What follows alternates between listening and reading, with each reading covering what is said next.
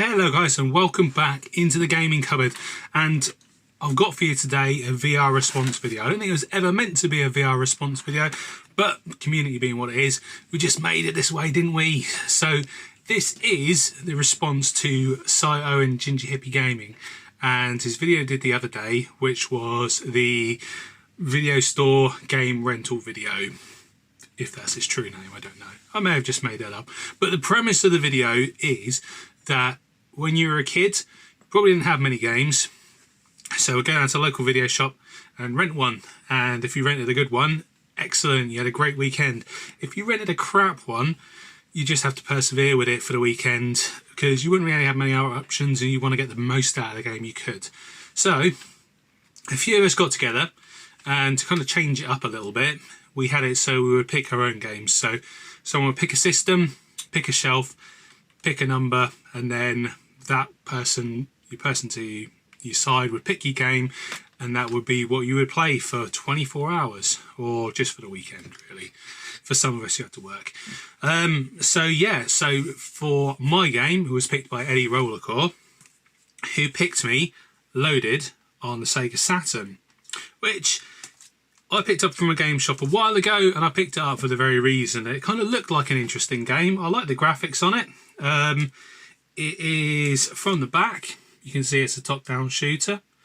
And yeah, it just kind of had that appeal that you have, like, you know, from a 90s game, the kind of ultra-violence kind of situation. So yeah, I wasn't too, like, you know, dismayed to have this one to play. I thought I'd give it a go. I had given it kind of a quick go before, but didn't really enjoy it. But sometimes you have that with games. You'll pick them up, you know, not give them enough time, and you'll miss out on a great game because you haven't just put the time in to play it. So, like all kind of true, like, 90s kids, had a look through the old manual, because that would kind of give you an idea about the game, what the game was about when you're driving home from the video store. So yeah, this one, you know, you can see they kind of put a lot of thought into the backstory, although, albeit, you know, not a great one. I think the main kind of premise to it is that you're a prisoner on a prison planet, run by, you know, someone called FUB, Fat Ugly Boy. I'm reading this directly out of the book. And you have to escape, and you have to escape by just shooting your way out past everyone. You've got a selection of 6 characters here. You've got, what have you got? You've got Butch, the transvestite. Yeah, it's true. Butch, the most dangerous cross-dresser in the galaxy. Yeah, there you go. Vox, Fwank, who's psychotic. Captain Hans, Mama, and Bouncer. And true to form, like, all these characters kind of have their own kind of abilities. They have their own kind of weapons. One has a laser, one has a rocket launcher, one has a flamethrower. And those things, you can pick up things throughout the level to kind of, you know, improve upon it. And they'll have their different kind of speeds and things like that. So yeah, first impressions of the game, it didn't look too bad. It looked like kind of that, you know, typical 90s story, you know. I picked a character who, you know, wasn't particularly slow, had a decent armor rating, because the slow one's always going to get picked off. Now, the graphics on the game, to kind of compare it to something, I was thinking it probably is a top-down run and gun shooter game, and it's very similar, I'd say, in style, in a way, to something like Fallout Brotherhood of Steel, which is on the PlayStation 2, although not as graphically advanced as you would expect. And yeah, just not as good overall. The graphics are okay. The sprites, you know, you've got your different kind of enemies that will run at you from an angle, and you can kind of see them. They've put obviously a lot of effort into the idea when you kill an enemy, you leave like a blood splatter on the floor or a burnt corpse on the floor, things like that.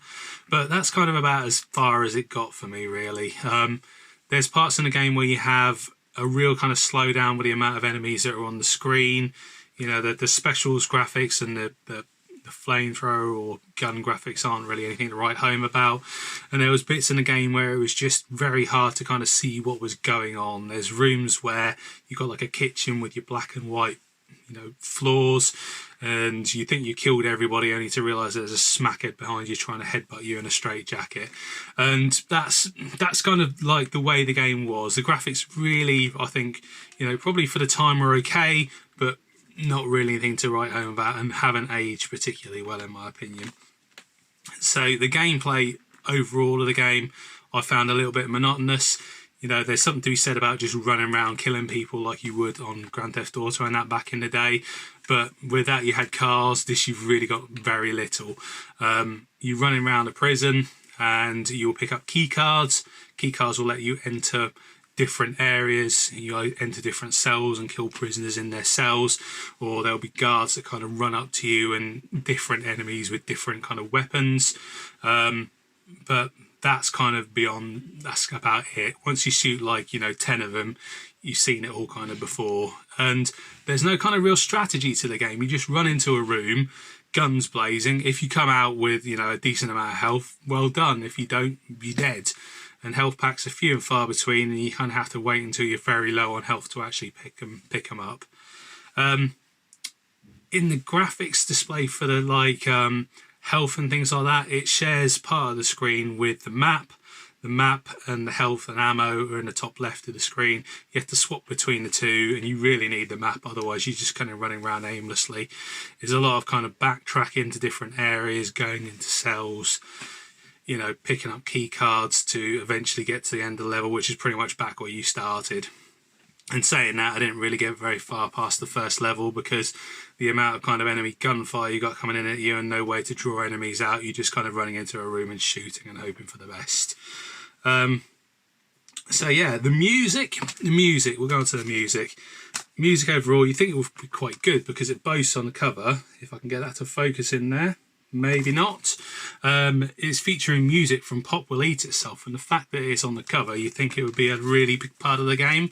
What you actually have is about 20 seconds of music that's just looped over and over and over and over to the point where you want to eat your ears not to actually have to listen to it anymore. And it just keeps going. Fortunately, I did manage to get to the second level and they changed the music up a little bit. It's the same kind of premise where it's looped, but it's not quite as annoying as the first level. But saying that, by the time you get to that, if you get past the first level, you don't really get very far past the second level, and I certainly don't think they really want you to get anywhere near completing the game for the difficulty where it ramps up through levels.